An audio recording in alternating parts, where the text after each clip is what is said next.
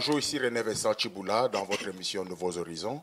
Aujourd'hui, nous avons le plaisir de recevoir pour vous Dr Sedami Nidéou qui va nous parler un peu d'un projet nouveau qui est lancé dans la communauté francophone. Bonjour Sedami.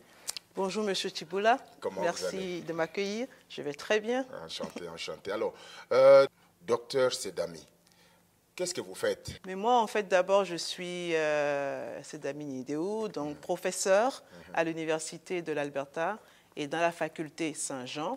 Donc, je fais de l'enseignement. J'enseigne des cours de microbiologie, de biologie moléculaire, biochimie. Et je fais également de la recherche sur une maladie qu'on appelle le paludisme ou malaria en anglais. Ah oui, le paludisme. Mais entendre parler de paludisme ici à Edmonton, en Alberta, est-ce que vous pensez qu'il y a quand même des cas assez considérables de paludisme ici? Mais tout à fait, c'est là où notre projet de recherche est très intéressant parce que beaucoup de gens pensent qu'on ne peut pas parler de paludisme à Edmonton. Mais quand nous parlons de paludisme ici, c'est le paludisme que vous allez avoir en dehors du Canada, donc dans les pays où la maladie est endémique. Endémique, ça veut dire que beaucoup de gens vont être affectés. Et une fois que vous avez été malade là-bas, vous revenez au Canada et c'est au Canada qu'on verra les manifestations de la maladie. Donc c'est beaucoup plus par rapport aux gens qui voyagent? C'est surtout ça. Ce sont surtout les gens qui voyagent, mais voyager pas seulement en Afrique, mais également en Amérique latine et en Asie du Sud-Est, parce que beaucoup de gens pensent que... Là, on parle des pays tropicaux? Les pays tropicaux en général, oui. Parce que beaucoup pensent que le paludisme, c'est seulement en Afrique subsaharienne, mais non.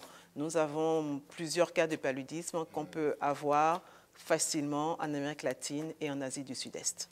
Mais juste une curiosité là, docteur. Est-ce que ici au Canada en général, peut-on trouver un cas sans voyager, mais être contaminé par le paludisme?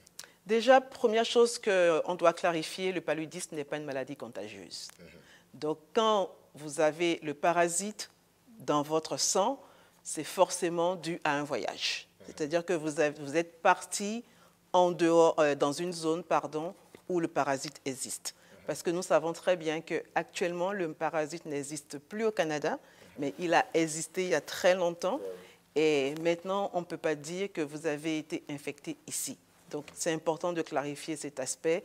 C'est toujours après un voyage dans une région où le parasite circule, donc où le moustique qui est porteur de ce parasite circule, que vous avez été infecté. Donc, il faudrait aussi peut-être expliquer que on n'a pas à craindre si on a quelqu'un parmi nous qui a voyagé, qu'on soit contaminé de n'importe quelle manière. Ça, c'est à rassurer aussi. Tout à fait. Et ça, je rassure tous ceux qui ont entendu parler de ce projet ou qui voudraient participer à ce projet. Encore une fois, le paludisme n'est pas une maladie contagieuse, mais par contre, c'est une maladie qui est mortelle. Donc, quelqu'un qui a été infecté par le moustique, qui est porteur du parasite, si cette personne-là n'est pas prise en charge assez rapidement, ça peut aller vers des cas sévères, donc très forte fièvre, coma et même la mort, surtout chez les femmes enceintes et les enfants. Alors, parlez-nous un peu du sondage, parce que nous avons vu ça en ligne. De quoi s'agit-il exactement? Ouais. Bon, déjà, pour vous parler très rapidement de l'étude que l'équipe de recherche que moi je dirige mène, donc je voudrais quand même indiquer qu'il y a le docteur Srilata Ravi, qui est professeur au campus Saint-Jean, le docteur Michael Hawks, il est également professeur, mais également pédiatre, qui participe à cette recherche avec moi. Nous avons le centre d'accueil qui est partenaire pour le recrutement des participants et le cabinet du docteur Denis Vincent.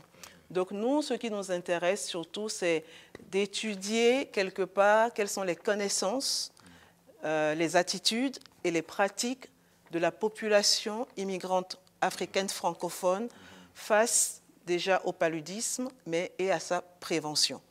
Donc, pour dire les choses plus simplement, c'est qu'est-ce que notre population cible connaît sur la maladie? Est-ce que les connaissances sont exactes? Déjà, première chose. Et la deuxième chose, c'est quand cette population voyage, et je dis bien voyager, ce n'est pas seulement retourner en Afrique, mais aller dans les régions endémiques, comment est-ce que cette population se protège? Déjà, première chose, est-ce qu'elle se protège?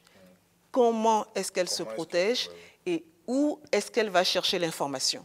Parce que nous avons besoin de collecter ces données dans notre communauté cible pour pouvoir publier des données et dire voici comment cette population ici à Edmonton se protège. Et c'est très important ici à Edmonton parce que la population cible que nous voulons étudier, qui est la population originaire de l'Afrique subsaharienne, qui parle français, c'est très important parce que c'est une population qui est grandissante à Edmonton depuis quelques années.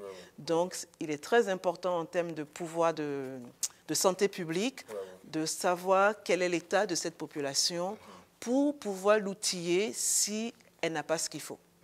Et j'ai vu sur l'annonce qu'il s'agit de personnes de 18 ans et plus, mais les jeunes de moins de 18 ans voyagent aussi? Tout à fait. Ce qui est, dans cette étude, nous avons ciblé les personnes qui sont majeures. Parce que quand vous faites ce genre d'études, vous devez demander ce qu'on appelle l'éthique. Et nous ne pouvons pas parler à la place des adolescents ou des enfants. Donc, pour pouvoir pallier à ça, ce que nous avons fait, c'est que dans notre questionnaire, donc dans notre sondage, il y a des questions qui concernent les enfants et ce sont les parents qui vont répondre. Nous, ça nous protège sur le plan de l'éthique.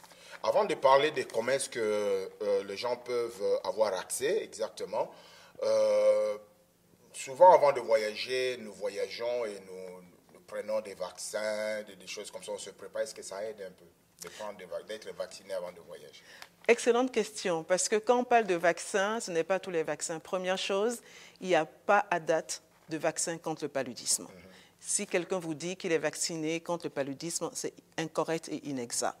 Pas de vaccin déjà mis en circulation contre le paludisme. Donc quand vous allez voyager, on ne peut pas vous vacciner contre le paludisme. Mais par contre, ce qu'on peut vous faire, c'est qu'on va vous donner des médicaments pour vous protéger. Et ce sont des médicaments, selon le médicament que vous allez avoir, il y a des moments précis pour prendre. Souvent, c'est à 2 ou 3 jours avant le voyage, pendant le voyage et au retour. Au retour, voilà. Mais nous, ce qui nous intéresse beaucoup dans notre étude, et particulièrement à Edmonton, c'est que nous avons des données qui sont publiées et qui proviennent de l'Est du Canada, qui indiquent clairement que les immigrants, en général africains, quand ils voyagent, ils ne consultent pas un spécialiste de la santé avant leur voyage.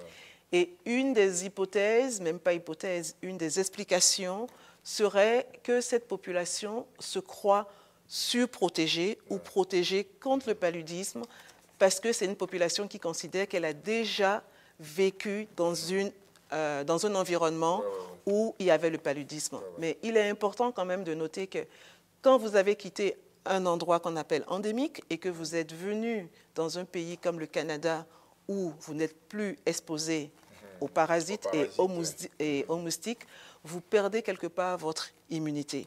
Donc, quelque part, vous devenez fragilisé. Et quand vous retournez dans un pays endémique, il y a des procédures à suivre. Mais est-ce que la communauté africaine francophone suit cette procédure? C'est ça qui nous intéresse. Et un autre aspect qui est très important aussi pour nous, c'est est-ce que c'est une population qui sait où aller chercher l'information? Parce que l'étude toujours qui a été effectuée dans l'Est du Canada a indiqué que plusieurs personnes dans la population cible préfèrent justement juste appeler un parent au pays pour avoir des informations ou juste regarder sur Internet et une fois arrivé au pays, acheter un médicament. Nous voulons savoir quels sont les comportements de notre population qui est grandissante ici et qui surtout se retrouve en milieu minoritaire. Parce qu'il ne faut pas oublier que nous sommes à Edmonton, où la langue la plus parlée, c'est l'anglais. Donc, même si c'est une population dans laquelle pas mal de gens peuvent communiquer dans les deux langues, comment est-ce que l'influence linguistique peut être une barrière pour la prévention et la prise en charge de la maladie? Est-ce que ce serait même le but de cette étude ou qu'est-ce que vous visez à la finalité? La finalité, c'est ça, c'est que nous voulons savoir quelles sont les connaissances de notre population cible sur le paludisme et sa prévention et quelles sont les attitudes et les pratiques de la population cible en termes de prévention. Alors, est-ce que vous pouvez expliquer un peu à notre public comment un peu aller, parce que c'est sur Internet, mais ce n'est pas toujours facile. J'ai fait l'essai moi-même, je n'ai pas pu accéder avec mon téléphone. Je croyais que j'avais un téléphone intelligent. Est-ce que vous pouvez expliquer à notre public comment accéder à ce sondage? Tout à fait. Pour accéder à ce sondage, vous avez plusieurs possibilités. La première possibilité, soit vous venez au campus Saint-Jean et nous avons affiché dans pas mal d'endroits au campus Saint-Jean, un formulaire qui ressemble un peu à ça. Donc, c'est ce document que vous voyez avec une adresse, donc un URL, c'est ce qu'on appelle un URL, que vous pouvez copier. Un lien? Un lien, tout à fait, que vous pouvez copier, ou bien si vous avez des téléphones iPhone, parce que nous avons l'impression que les iPhones ont l'air d'être des partenaires. On ne fait pas la publicité, mais quand vous avez un téléphone iPhone, vous approchez votre téléphone sur ce logo qu'on appelle un QR code. Vous faites comme si vous voulez prendre une photo et automatiquement, le sondage va s'afficher dans votre téléphone et vous allez pouvoir répondre aux questions. Une autre manière de faire, c'est de me contacter directement, donc au 780-655-1274. Et moi, je peux vous donner accès au projet. Ou bien, vous venez au campus Saint-Jean et vous demandez le sondage pour le projet paludisme. Nous avons les formulaires qui sont prêts. Sinon, faites un tour au centre d'accueil. Le centre d'accueil a le sondage en version papier, mais également en version électronique, ou dans le cabinet du docteur Denis Vincent, où vous allez avoir accès directement. Sinon, vous pouvez toujours venir voir Alta TV qui vous donnera l'information. Mais c'est sûr que pour le QR code, ce sont les téléphones iPhone qui marchent le mieux. Et pour les autres téléphones intelligents, si ça ne marche pas, s'il vous plaît, venez au campus Saint-Jean, demandez d'après Sedami ou appelez-moi directement au 780-655-1274. Mais aussi, il faudrait dire que ce n'est pas seulement au téléphone qu'on peut le faire, ça peut être sur l'ordinateur, en allant sur le lien. Donc, tout à fait. Ça, merci, c'est vrai. Vous pouvez directement aller sur ce lien et à partir de votre ordinateur portable ou votre ordinateur de bureau, partout où vous êtes dans le monde, vous allez pouvoir répondre à ce questionnaire. Ce qui est très important pour notre projet, c'est que vous devez être éligible. Et quels sont les critères d'éligibilité? C'est-à-dire que vous devez être majeur, avoir 18 ans ou plus. Vous devez résider à Edmonton ou à sa périphérie. Vous devez parler français. Et surtout, vous devez être immigrant originaire d'un pays d'Afrique subsaharienne ou bien simplement avoir un parent qui est originaire de l'Afrique subsaharienne. Pas forcément si on a voyagé ou pas, mais c'est juste donc le voyage n'est pas, ne fait pas partie des critères. Non, les voyages ne font pas partie des critères d'éligibilité parce que nous voulons déjà quand même avoir accès à vos connaissances. Donc, vous n'avez pas besoin de voyager avant d'avoir des connaissances sur cette maladie qui, disons-le, est la maladie parasitaire la plus meurtrière au monde. Nous avons quand même 3 milliards de la population mondiale qui est exposée à cette maladie et à peu près 216 millions de cas d'épisodes palustres chaque année dans le monde. C'est beaucoup. Une dernière question pour clôturer, Sedami. Oui. Peut-on craindre pour les maringouins? Est-ce qu'on peut craindre pour les moustiques les du moustiques Canada? ici, d'accord. Non, les moustiques du Canada, il n'y a pas de crainte à avoir parce que ce sont des moustiques qui ne sont pas des moustiques anophèles porteurs du parasite. Pour être porteur du parasite, il faut être non seulement anophèle, donc il y a un genre particulier, mais anophèle femelle. Ah, ok. Oui. Seulement. Seulement. Elles sont dangereuses, les femelles. Non, il ne faut pas voir les choses comme ça. Il faut juste voir les choses de la manière que le parasite préfère être avec la femelle. Justement parce que la femelle a de quoi nourrir le parasite. Okay. Alors sur ce, merci beaucoup, chers téléspectateurs. Nous avions donc Dr Sedami Nideou, professeur ici au campus Saint-Jean, professeur de microbiologie. C'était un grand plaisir de l'avoir parmi nous. Et si vous avez des questions, n'hésitez pas. Elle a donné son téléphone et puis le lien est là pour les sondages. Si vous avez des problèmes, suivez juste le lien qu'on va écrire sur le bas de l'écran et vous pouvez être en possession du sondage et soumettez-le le plus rapidement possible. Nous vous attendons. Merci. C'était René Vincent Chiboula sur Alta TV. Merci.